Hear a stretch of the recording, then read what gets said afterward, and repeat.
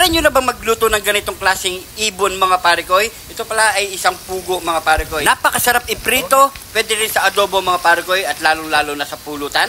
Sausaw mo pa sa masarap na suka mga pare ko. Sobrang sulit mga pare ko, lalo na sa ulam. Pwedeng iulam mga pare ko. Kaya nyamanakin sakin!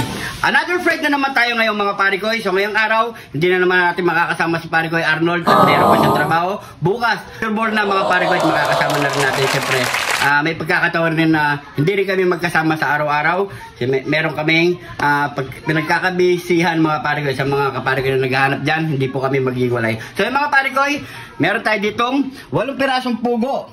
So, ang cameraman natin, nakalimutan niya lang i-open ang ating cam. Kaya nilagyan natin to. So yung mga pare ko, nilagyan natin ng Himalayan salt, pamintang durog, onion powder at saka garlic powder. So meron tayong gagamitin ding harina mga pare ko. At nagpapainit na rin tayo ng mantika. So haluin na lang natin to mga pare ko. Yun. Pinakulo na pala natin sa pagka-adobo to mga pare ko at pinalambot. Yan. Kasi tinatawag nilang pugo. Yan. So ready to fry na yung mga pare ko. Maglalagay lang tayo ng harina. Para magandang kulay pagka-prito. Yan. Lagyan lang natin.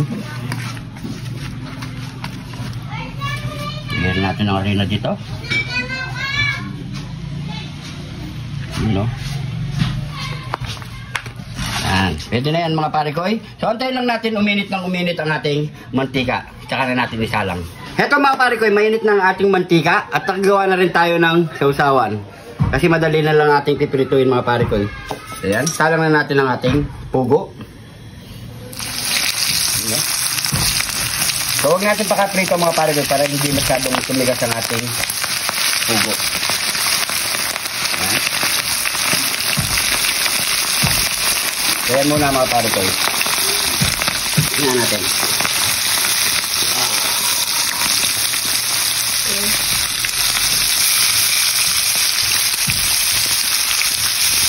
Balikan muna natin yan. Uy. Yun o. Pag ganyan na, pwede na yan mga pare ko.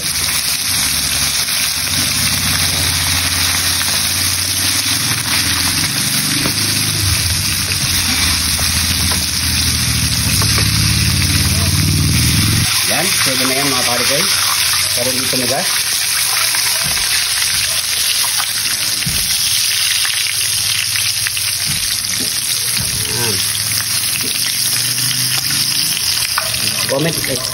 Comment nga kayo mga pare ko sino nang nakakain nito. Yan, talang na natin 3 piraso. 8 piraso ito mga pare ko. Uy.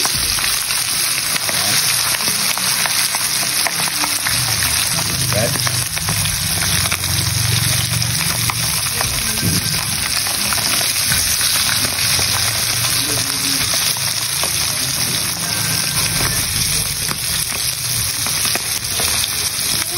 So yan mga pare ko, pwede na yan. Patayin na natin ang kalan natin para di masunog. Lagyan natin dito.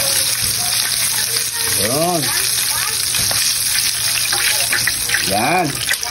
So yan mga pare ko, ready to mukbang na to mga pare ko. Kapag kasunod niya mga pare ko, mukbangan na. Nyamanakin sakin. Heto na yung fried pugo natin mga pare ko. So napakasimple lang, pwedeng ulam, pwedeng pulutan mga pare ko. So sawan natin masarap na suka uli mga pare ko. Bago tayo magmukbang, pray muna tayo. Thank you Lord sa napakasarap na pagkain nito Lord. Bless po yung viewers namin Lord. Bless po yung sumusuporta sa amin Lord. Bless po yung family ko. Sugan namin Lord. In Jesus name. Amen. So mga pare ko, magkapag na rin kayo at sabayan niyo po akong kumain. Ito. Ganun lang mga pare ko pakakulo nyo lang sa pagka-adobo para malasa ang ating pugo mga pare ko. Bago nyo i-fry. At konting prito lang okay na. Kasi kapag pinag-prito nyo ng prito mga pare ko titigas to. Yan. May mga itlog pa yan. Mainit pa mga pare ko. Ayan o. Breast part. Dito muna tayo sa breast part. Suka. Masarap. Ano? Kain po.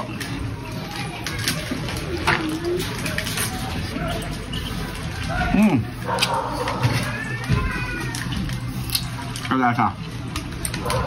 Pag malambot na malambot, may hiwalay kagad yung buto. Sarap. Kaya po tayo. Yung mga buto.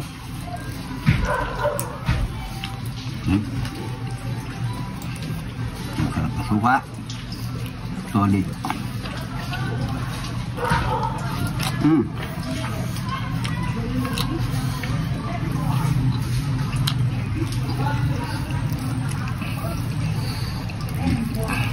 Leg quarter, pwede sa pangmang inasal.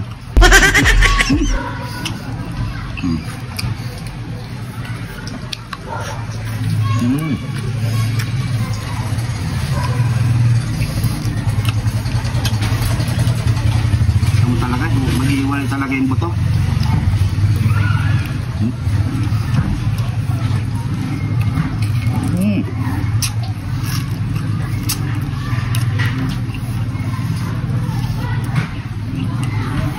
Sarap.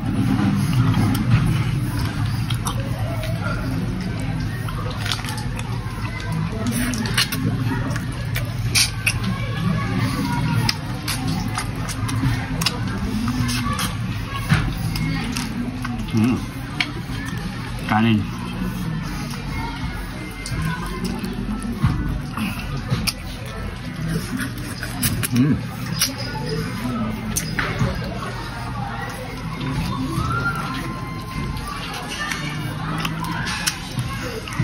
Matisimu mo talaga.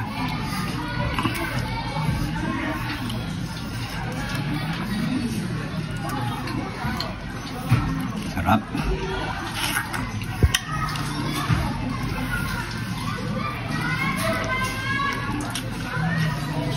Maliig. Ulo.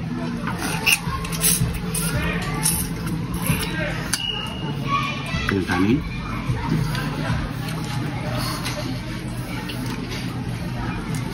Soft drink. Saka. Ay. Sarap. Ayun o, itlog to. Yan itlog.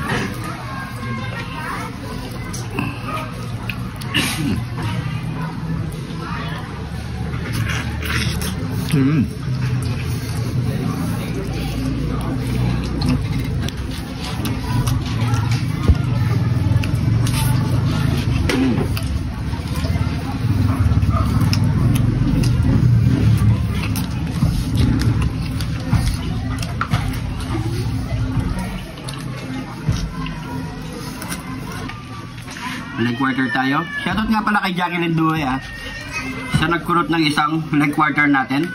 So, kinat off muna natin. Kaya kayo po.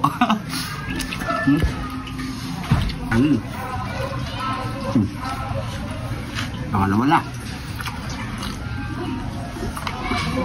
Pero medyo nabubusog na ako Wala tayo sa pangatlo.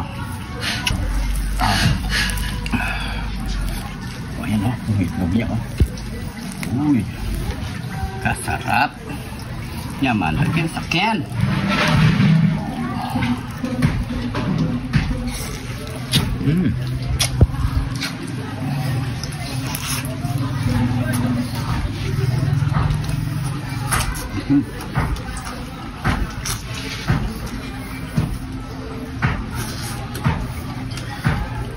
Malalig yung mga buto.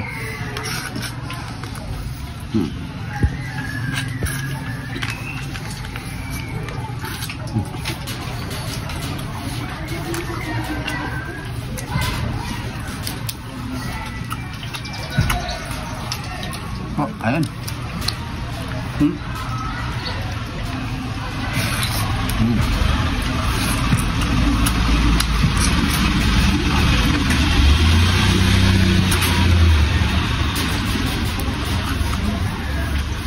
Sarap.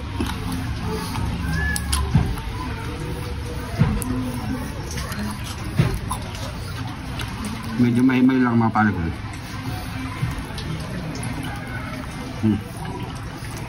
Sawal. Sarap kasi masarap na sa suka mga pare ko. Last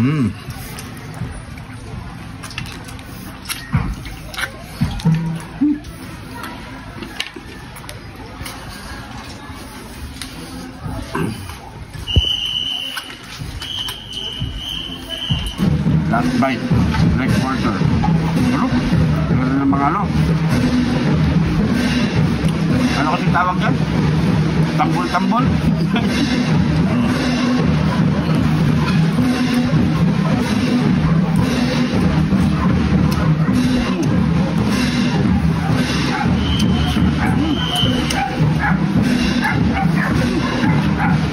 Kaya?